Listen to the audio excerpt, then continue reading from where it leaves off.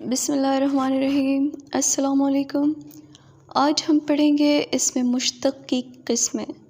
اسم مشتق آپ جانتے ہیں کہ اسم کی جو بناوٹ کے لحاظ سے اقسام ہے اس میں سے ایک اسم مشتق ہے، مصدر، مشتق، جامد۔ تو آج ہم اسم مشتق کی اقسام پڑھیں گے۔ اسم مشتق وہ اسم ہے جو خود مصدر سے بنتا ہے۔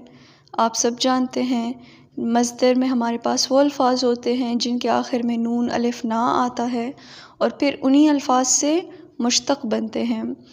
گزشتہ ویڈیوز میں ہم ڈسکس کر چکے ہیں، جیسے لکھنا سے لکھنے والا، پڑھنا پڑھنے والا، دیکھنا دیکھنے والا۔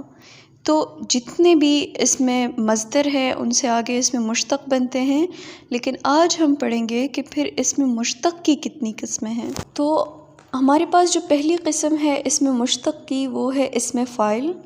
تو آج ہم سمجھیں گے کہ اسم فاعل کسے کہتے ہیں، پھر فاعل اور اسم فاعل میں فرق کیا ہے۔ تو اسم فاعل کی تعریف یہ ہے کہ وہ اسم مشتق جو کسی فاعل کو ظاہر کرے اور فاعل کا اصلی نام نہ ہو، اسم فاعل کہلاتا ہے۔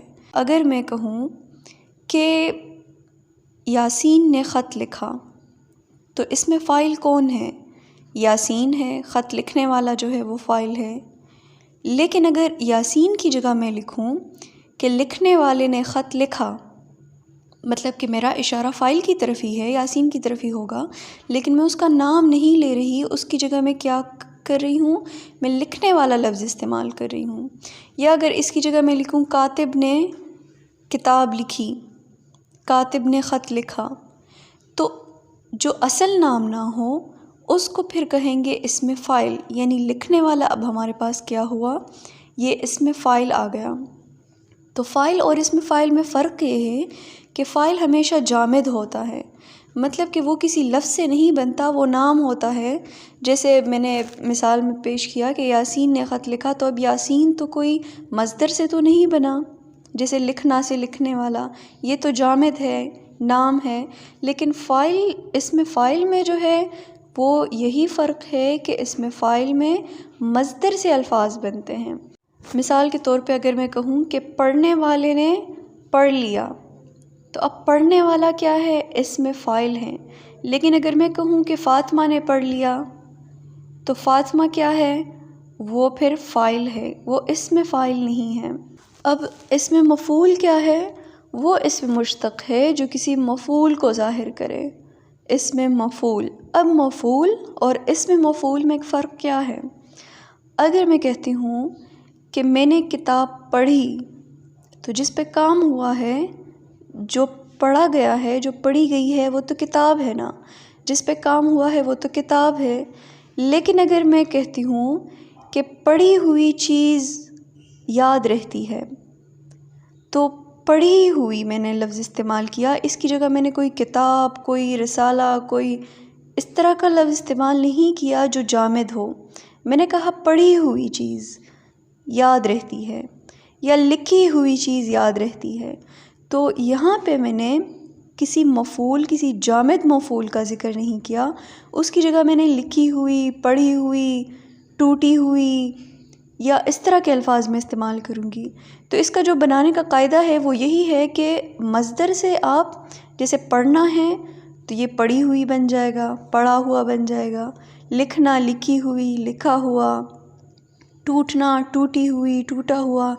تو جب ٹوٹا ہوا، لکھا ہوا، پڑھا ہوا اس طرح کے الفاظ فقروں میں آ جائیں تو ہم فوراً سمجھ لیں گے کہ یہ اسم مفعول ہے، یعنی جو اصل مفعول کی جگہ اس طرح کے الفاظ استعمال ہوں۔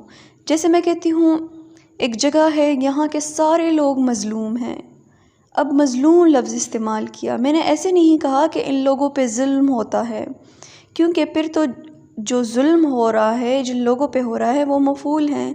لیکن اگر میں کہوں یہ سارے لوگ مظلوم ہیں، تو مظلوم کا کیا مطلب ہے، جن پہ ظلم ہوتا ہے وہ مظلوم کہلاتے ہیں۔ جیسے ہم نیوز میں اکثر سنتے ہیں کہ مقتول کی لاش ملی، تو اب مقتول کیا ہے، جس کو قتل کیا گیا ہے۔ ہم کوئی اس کی جگہ لفظ کوئی نام تو اس طرح جامد نام تو استعمال نہیں کرتے، جامد لفظ استعمال نہیں کرتے، تو اس کی جگہ جتنے الفاظ استعمال کیے جاتے ہیں جو مفعول کو ظاہر کرے، جیسے مظلوم، مقتول، مقروض، یا پڑا ہوا، لکھا ہوا، یا ٹوٹا ہوا، تو یہ سارے الفاظ اس میں مفعول ہیں۔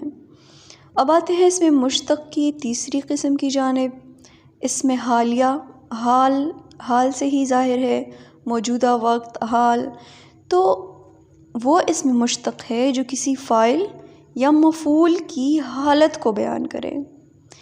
کام کرنے والے یا جس پہ کام کیا گیا ہو اس کی حالت کو اگر بیان کرے تو وہ اس میں حالیہ ہے۔ جیسے ایک مثال ہے کہ لائبہ ہنستی ہوئی آئی۔ اب لائبہ جو ہے وہ اسم ہے یا فاعل ہے جو ہنس رہی ہے، کام کیا ہو رہا ہے، ہنسنا ہے، تو جو فاعل ہے وہ اس کی حالت بیان ہوئی ہے کہ لائبہ ہنستی ہوئی آئی۔ فاعل کی حالت کیا ہے؟ وہ ہنس رہی ہے، وہ خوش ہے۔ یا اگر میں کہوں کہ جنید نے روتے روتے سبسکرائب کیا چینل، اس کی کوئی مجبوری ہوگی، اگر آپ بھی ایسے مجبور ہو جائیں تو کیا ہی بات ہے۔ تو اگر میں کہوں کہ جنید نے روتے روتے سبسکرائب کیا چینل، اب رونا روتے روتے کیا ہے؟ اس کی حالت ہے، اداس ہے، وہ رو رہا ہے، تو فاعل کی حالت بیان ہوئی ہے نا۔ ایک شعر ہے کہ سرہان میر کے آہستہ بولو، ابھی ٹک روتے روتے سو گیا ہے۔ تو اس طرح کے الفاظ جو اسم کی، جو فاعل کی یا مفعول کی حالت بیان کرے تو اس کو ہم کہیں گے اسم حالیہ۔ اب جو اسم مشتق کی اگلی قسم ہے، چوتھی قسم ہے اسم حاصل مصدر۔ وہ اسم مشتق ہے، اتنا بڑا نام سن کے آپ نے گھبرانا نہیں ہے، وہ اسم مشتق ہے جو مصدر تو نہ ہو لیکن اثر مصدر کا ظاہر کرے۔ اب مصدر ہمارے پاس کیا ہے؟ وہ الفاظ جن کے آخر میں نون الف نہ آتا ہے وہ ہم جانتے ہیں کہ انہیں مصدر کہتے ہیں۔ تو وہ اسم مشتق جو مصدر تو نہ ہو لیکن اثر مصدر کا ظاہر کرے، جیسے ہمیں گمان ہو کہ یہ تو مصدر جیسا ہے۔ جیسے ایک لفظ ہے دباؤ، اصل لفظ جو ہے وہ دباؤ ہے، لیکن اس سے دبانا لفظ بنتا ہے، دباؤ، دبانا۔ یا ہم کہتے ہیں لڑائی، لڑائی اصل لفظ ہے لیکن اس سے لڑنا لفظ بنتا ہے۔ اب لڑنا، دبانا، تو یہ تو مصدر جیسے الفاظ ہے کیونکہ ان کے آخر میں بھی نون الف نہ آتا ہے، ان کے آخر میں بھی نون الف نہ آتا ہے، لیکن ان کے اصل لفظ جو ہے وہ تو دباؤ ہے۔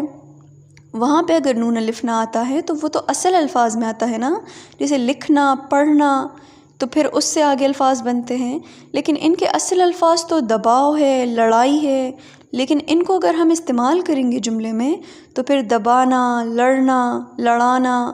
یا جیسے اصل لفظ ہے گرج، گرج چمک، تو گرج گرجنا، چمک چمکانا، ہم کہتے ہیں چمکا لے یہ جوتے، تو چمکانا، تھکن، تھکنا، تو تھکن جو ہے وہ تو اصل لفظ ہے لیکن اس سے مزید جو لفظ بن گیا وہ ایسے بنا جیسے مصدر الفاظ ہوتے ہیں۔ تو ایسے سارے الفاظ جو مصدر تو نہ ہو لیکن مصدر جیسا اثر پیدا کرے انہیں ہم کہتے ہیں اسم حاصل مصدر۔ مشتق کی جو آخری قسم ہے اسم معاوضہ، اس کی جانب آتے ہیں۔